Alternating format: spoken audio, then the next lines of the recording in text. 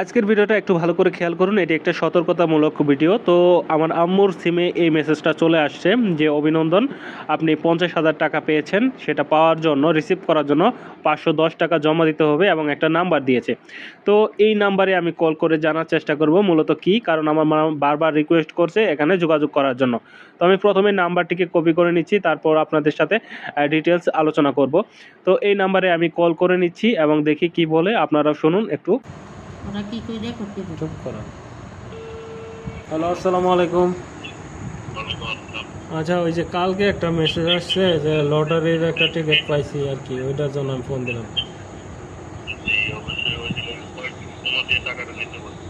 এটা কালকে আর কি মেসেজটা আসছে।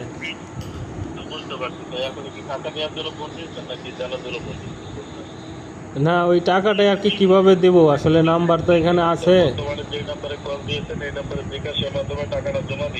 এই নাম্বারে তো, হ্যাঁ, এই নাম্বার থেকে দিতে হবে। আচ্ছা, ট্রানজাকশন আইডি দিলেও না, ব্যালেন্স তো আমার অন্য নাম্বারে আছে। আমি তো আপনাকে বলতেছি, আপনি যে নাম্বার থেকে টাকা পাঠান সমস্যাটি পাঠিয়ে কল দিয়ে লাস্ট নাম্বার বলতে হবে যে এত নাম্বার থেকে টাকাটা পাঠাইছি।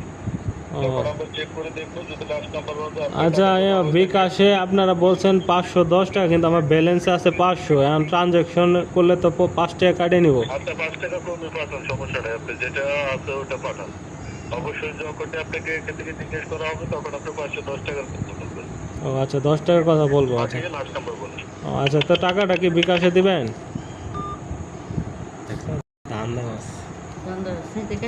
আচ্ছা, যাই হোক, আপনারা আশা করি বুঝতে পারছেন এরা মূলত ধান্দাবাজ। আপনারা এই ধরনের ট্র্যাপ থেকে বিরত থাকবেন। এ ধরনের মেসেজ আসলে অবশ্যই সেটাকে রেসপন্স করার চেষ্টা করবেন না।